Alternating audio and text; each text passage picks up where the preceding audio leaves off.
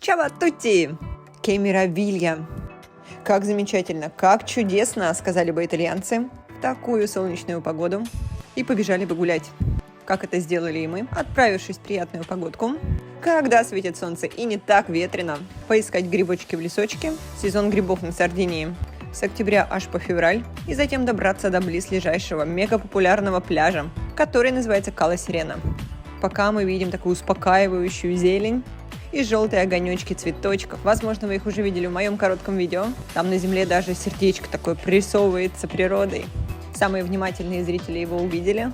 Но в лес забежали мы, так сказать, краем глаза посмотреть грибы, не питая особых надежд найти, потому что выходные, погода чудесная, сарды народ активный.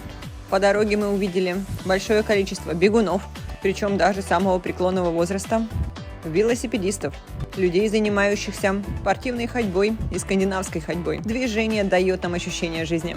И Изола Капрера, где мы находимся сейчас, это большой национальный парк, где расположен дом-музей Гарибальди. Из других домов мы можем найти только вот такие древнейшие дома, разрушенные войной или развалившиеся от времени. Как я уже говорила, строить леказы, дома на острове Капрера запрещено, проибито, так как в этом месте большое количество пляжей с белым песком, исторических построек, которые позволяют считывать историю. Здесь деятельность человека минимизировали, уступив права быть полной хозяйкой, матери природе. И вот мы увидели с вами дерево. Одним из последних штормов его выкорчевало сильнейшим ветром. Вот так жестоко повалило, вывернуло. И оно, к сожалению, не одно здесь такое. Мы увидели их несколько. И деревья огромные, массивные. Чувствуешь себя рядом с ними лилипутом возле гигантского гулливера.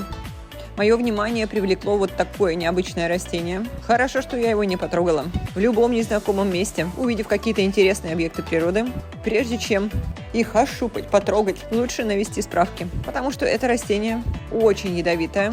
И если, не дай боже, кто-то захочет нарвать необычный букет, то он может стать последним в его жизни. Потому что токсинами этого растения можно отравиться насмерть.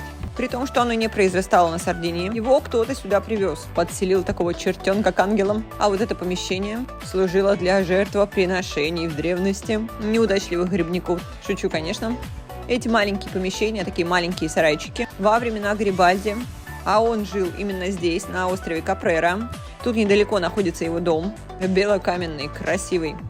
Сегодня мы туда не пойдем, заглянем в другой день. Так вот о домиках.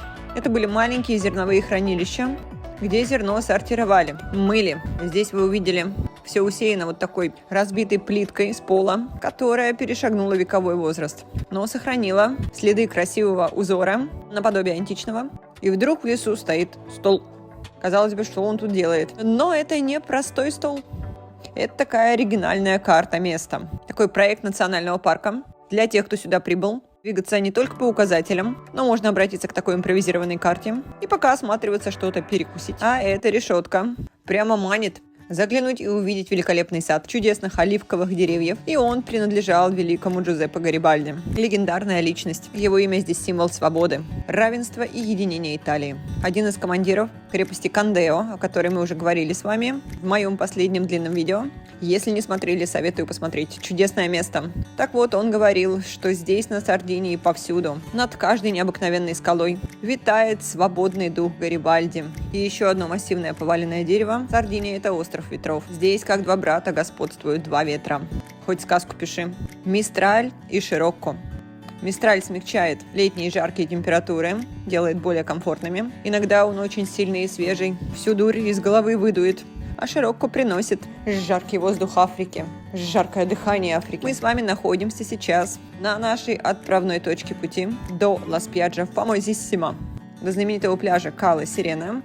И стоим мы на прекрасном пляже, где обычно летом мало купающихся. Он называется Кала Гарибальди, то есть в непосредственной близости к дому, сейчас музею Гарибальди. На этом пляже мало людей, потому что, возможно, смущает конструкция за спиной. Такая заброшенная курортная гостиничная зона, которая когда-то была прелестной, может быть, даже мечтой какого-то туриста 80-х, 90-х годов 20 века. Но сейчас все это находится в запустении, что, конечно, очень жаль. Стоят красивые бунгало, большой амфитеатр, где, как анимация, проходили для туристов различные презентации, возможно, выступления артистов. Мы видим, какое приятное здесь море. манящая искупаться, но холодно. На носу почти декабрь. И многие, конечно, задаются вопросом, почему такая замечательная территория пустует? Неужели никто не возьмется за реконструкцию? Кстати, вдалеке мы видим вот такой зеленый остров. Он маленький, автономный, то есть окружен водой со всех сторон. Туда Гарибальди повелел отправить козочек и делать из их молока вкуснейший, натуральнейший козий сыр. Что было исполнено? Так, мы добрались до вот такого соснового бора и видим, что вся территория увешана ленточками, запрещающими вход. Там есть охрана. В том году у нас была попытка прорваться, вторгнуться, потому что мы там завидели порчиди, грибочки. Как только мой муж вступил за территорию лент, тут же выскочил добросовестный охранник и сказал, что гулять мы тут не можем. Вот они уже и табличку повесили. «Vietato l'accesso periculo» – запрещено, открытая опасность. Но мы спокойно забрали оттуда грибочки, сказав, что кроме них нас ничего тут не интересует. Не полезем мы в разрушающиеся здания. Территория, конечно, этого заброшенного комплекса очень большая. Могу сказать, что в том году не было столь много знаков стопа здесь. Проблема в том, что часто кто-то приобретает землю на Сардинии для строительства какого-то мега крутого отеля, перекупает, возможно, права у бывшего владельца. Но создавая свой проект, прежде чем притворить его в жизнь, нужно понимать, что это территория национального парка, уголок природы, который хотят сохранить, так сказать, нетронутым. И нужно, чтобы новый проект отвечал всем требованиям, предъявляемым парком. А этот момент, что требований очень много, не все учитывают и уходят годам на то, чтобы все утвердили и со всеми все согласовали, чтобы не было вреда окружающей среде. Тем не менее, та конструкция, которая уже здесь есть, ожидая, скажем так, когда в нее вдохнут новую жизнь, нещадно разрушается временем. Прогуляемся по пирсу и идем дальше. Муж выругался итальянским матом, когда увидел вот это. В луге Поседонии, о которой я вам рассказывала, это и зеленые легкие планеты подводные, и нерестилища для рыбок. Там прячутся часто и осьминожки. И какой-то очень непорядочный человек туда закинул пластиковую часть зонтика от солнца. Неужели было сложно донести до контейнера с пластиком? Эти контейнеры есть везде. Но муж, конечно, напишет на сайт национального парка, чтобы эту каку из воды убрали. Суперполезного растения, такого как Поседония, потому что эта штука разрушает этот зеленый подводный островок, благодаря которому вода в этих местах чище, потому что Поседония – сильнейший природный фильтр. Видимо, тот, кто кинул, этого не знал. К сожалению, в силу незнания люди иногда делают вещи, которых бы не сделали, если бы знали. И по указателю мы с вами оказались вот на таком маленьком мини-пляжике. Его украшает одна интересная, созданная природой, каменная скульптура, которую я бы назвала «Морской слоник». Ждунчик. Он ждет всех, кто отправляется по нелегкой дороге, ориентировочно в минут 15, зависит от темпа ходьбы, до пляжа Кала Сирена. Это одна из визитных карточек архипелага Ла-Мадалена. И иногда мы видим туристов, которые до пляжа Кала Сирена не доходят. Возможно, они думают, что он здесь. Чаще всего это англичане. Они говорят, что для них и здесь Вабене, то бишь отлично подходит. Но я настоятельно рекомендую вот по этой дорожке, шагая твердо и не падая в воду, двигаться дальше, идти к тому самому райскому пляжу, чтобы увидеть его своими глазами. Не соглашаться на меньшее, преодолеть свою лень, если она есть, потому что вы будете вознаграждены и себе благодарны. А сейчас немного поговорим о названии. Очень часто пляжи называются Кала, Кала Сирена, Кала Неаполитана, Кала Котичо. Что же это такое за слово Кала? Что оно обозначает? И если вы хорошо присмотритесь к этим местам, то точно поймете. Во-первых, все, что имеет при себе слово Кала, обозначает довольно затишное и уединенное место, спрятанное в скалах. То есть добраться до него по суше можно только хорошо зная туда дорогу, или ориентируясь по таким стрелочкам. И если место закрыто с двух сторон скалами, то это некая бухточка. Как, собственно, и переводится это слово «кала», что значит «бухта» на итальянском языке. «Ла спьяджа», то есть пляж, «кала», что значит «бухточка». Осталось выяснить, что такое «сирена». Это слово довольно созвучно слову «сирена», что в переводе с итальянского значит «русалка». Но итальянский язык довольно сильных артикуляционных звуков. Они четко произносят «о». Например, если взять название другого пляжа «Кала Котичо», то произноситься будет именно «о» колокотичу, никак по-другому. То есть нет слабой безударной позиции, как у нас корова и карова. Говорим карова, но пишем корова. В итальянском такое полное соответствие. И значит сирена уже не может значить русалка. И более того, это прилагательное, потому что кала – это бухта. Немножко так с вами поизучаем итальянский язык. И в нем прилагательные, то есть какой предмет, идут после существительных. Слово «сирена» прилагательное переводится как «безмятежный». А теперь переведите все вместе. Кала – бухта, женского рода, значит прилагательное тоже женского рода. Сирена – безмятежная, то бишь безмятежная бухта, максимально спокойная. То есть тот, кто когда-то сюда попал одним из первых и рассказал об этом месте другим, то есть подметил в нем какую-то особенность. И как мы уже поняли, особенностью этого места было такое спокойствие. И пока я все это вам рассказывала, наверное, вы обратили внимание на дорогу, по которой я не рискнула бы идти в шлепках. Это очень опрометчиво, потому что нужно преодолеть такой каменистый подъем вверх, спуск вниз, подъем вверх. Муж один раз, хоть он и местный, но пришел сюда в открытых сандалях, сильно ушиб палец, после чего долго страдал. Я, на удивление, оказалась более подготовленной и всегда хожу в такие места, исключительно в обуви для трекинга. Не хочу оставить здесь свой шелак с ногтей или раздолбать часть ногтя. На Сардинии сделать и маникюр, и педикюр. Ох, дело не всегда легкое. А мы с вами вышли к вот такому красивому пространству. Но радоваться еще рано. Кстати, в любой момент можно не дойти. Не потому, что, не дай бог, помереть от жары. Вот, кстати, по этой причине летом я сюда очень не люблю ходить, так как здесь очень людно. Все маленькие вот эти уединенные бухточки, которые мы можем найти, полюбопытствовав и спустившись вниз, как правило, усеяны яхтами, откуда люди совершают заплыв до берега и обратно. И, признаться, это лето было очень жарким, и все чаще я слышу разговоры о том самом страшающем изменении климата нашей планеты по вине засоряющей окружающую среду деятельности человека. Таксарды говорят, что климат по сравнению с тем, как было здесь 20 лет, 30 лет назад, становится год от года жарче, с меньшим количеством ветров, а ветра – это тоже типичная черта климата Сардинии. Прохладный свежий мистраль всегда спасал жителей острова от жуткой жары, и не было необходимости в кондиционерах. Сейчас часто туристы приезжают и критикуют апартаменты Сардинии за отсутствие кондиционеров. И у нас его нет в апартаментах, которые мы сдаем. Такой красивый домик у моря. Минутка рекламы, публичита. Если нужно жилье для отдыха на Сардинии, в Ла-Мадолене, то напишите мне в Инстаграм. Контакт в шапке профиля. Вы скажете, не поедем, у вас кондиционера нет. Ну, я могу сказать в защиту, что в апартаментах Сардинии, в частности Ла-Мадолены, всегда ветреный. Людям не было необходимости его ставить. Я помню мой первый приезд в июне сюда. Я спросила мужа, как на острове вечером, нужна ли теплая какая-то одежда. Он ответил, ночи как египетские. Мы с моей сестрой обмозговали, что это очень тепло. Чемодан небольшой, перелета целых 3. И повытаскивали оттуда всю теплую одежду. Ох, как зря мы это сделали. Я потом долго и дорого лечила свой кашель. А вы посмотрите, ке белло. Какой красивый пляж, который кто-то из туристов может принять за Кала-Сирену. Но это не она. Нужно снова двигаться вперед. Я помню, прошлым летом как-то мы осели на этом пляже, но не на песчаной части, а на каменистой. Тут есть такие удобные большие камни, на которых можно расположиться, позагорать, поесть, даже в тенек спрятаться от палящего солнца.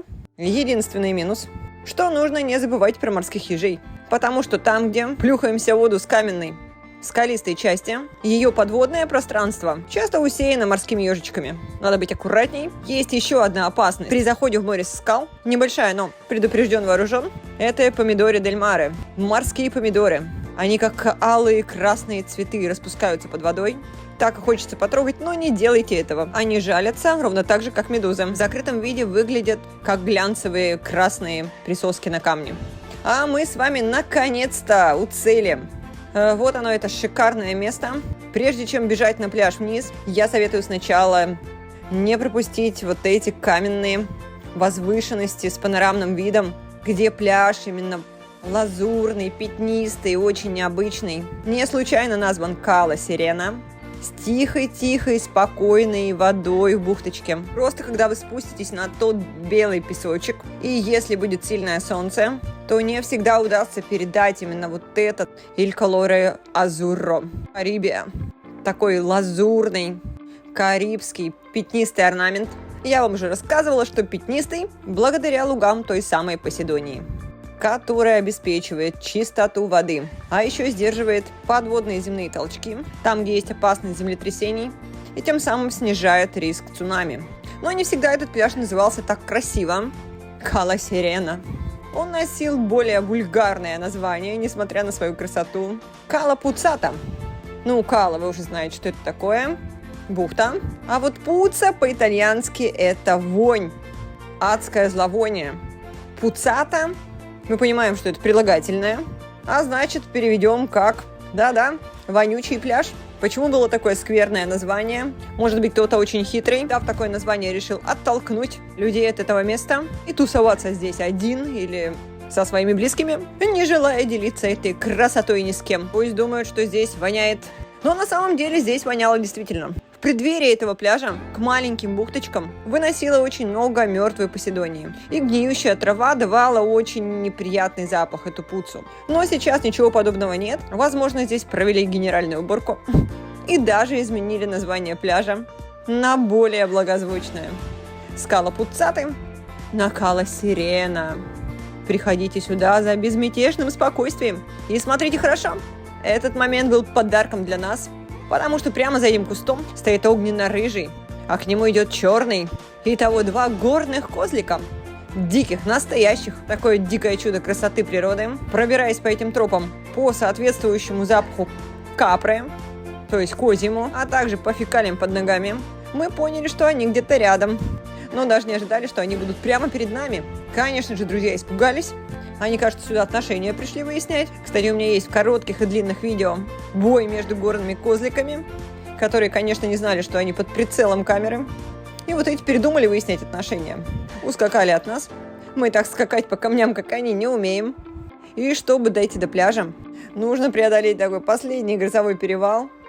Вот мы видим здесь ягоды Мирто, это визитная карточка Сардинии, похожа на нашу чернику. Их очень любят козлики. Они тут почти весь куст объели. А вот человек, турист, путешествующий по Сардинии, да и сами сарды, очень любят ликер, который так и называется Мирто. О нем я рассказала сегодня в одном из коротких видео. Действительно очень необычный, мега оригинальный. Его пьют, как правило, после десерта. Он сладкий, долго пьют, растягивая маленькую рюмочку во время непринужденной беседы с друзьями или близкими. А мы, наконец, перелезли эту груду камней. Летом ее можно перейти по воде и оказаться, наконец, в этом сказочном месте. Вот теперь это Кала Сирена. И сейчас здесь действительно безмятежное спокойствие, то самое, которое обещает название. А вот летом я бы так не сказала. Здесь очень удобно плавать. Практически никаких подводных камней. Супер прозрачная вода. Рыбок можно увидеть и без маски, если их, конечно, не распугали люди. Идеально здесь для того, чтобы и покупаться, и увидеть красивеньких, удивительных рыбок. В октябре месяце, перед закрытием туристического сезона, где-то середина октября, песочек здесь белый. И последнее лето с сардинским белым песком было связано много неприятных туристических историй. Дело в том, что экологи забили тревогу, говоря о том, что сардинские пляжи буквально лысеют в прямом смысле. Вместо красивого белого песочка стали появляться такие серые пятна, где песок уже смешан с грунтом. Все дело в том, что туристы взяли моду, как сувенир, увозить с собой песочек, набрав его в пузырек. А некоторые даже набирали в большие пластиковые бутылки. И после такого очередного инцидента ввели штраф, чтобы как-то прекратить получение таких сувениров за счет, к сожалению, нанесения ущерба природе. Просто если представить, что каждое лето отдыхают миллионы и миллионы туристов здесь, и каждый возьмет с собой даже совсем по чуть-чуть, то эти прекрасные места перестанут быть, к сожалению, таковыми по вине человека, чего допустить нельзя. Часто от наших друзей, биологов, экологов, людей, знающих ситуацию со стороны мира живой природы, они говорят одно: «Боже мой, что мы оставим нашим детям, если разбазарим все?» И действительно полезно всегда думать наперед, даже в плане порой своих рутинных действий, самых обычных. Как то, что я делаю сейчас, скажется на моем будущем? А я ведь хочу жить и видеть красивую природу, беззаботно, спокойно и свободно. И вот мы снова видим рыжего огненного горного козлика. Он как статуя свободы Сардинии. Гуляет где хочет. Ест вкусную зеленую листву и ягоды мирта. Уходит оттуда, где ему не нравится. Остается подольше там, где ему нравится. Предлагаю тоже делать так, упрямо достигая всех своих целей. Большое всем спасибо, Грация Миле, что мне составили компанию в этом путешествии. А мы, как всегда, заглядываем смело в будущее и видим еще один блаженный кусочек земли, излюбленный местными за контрастность, да и более простую облагороженную дорогу к нему. Ла Спьяджа Баия Тринита. Видео выйдет в следующее воскресенье. Смотрите, подписывайтесь. Всем добра и отличного настроения. Надеюсь, до новых встреч на моем канале. Чао!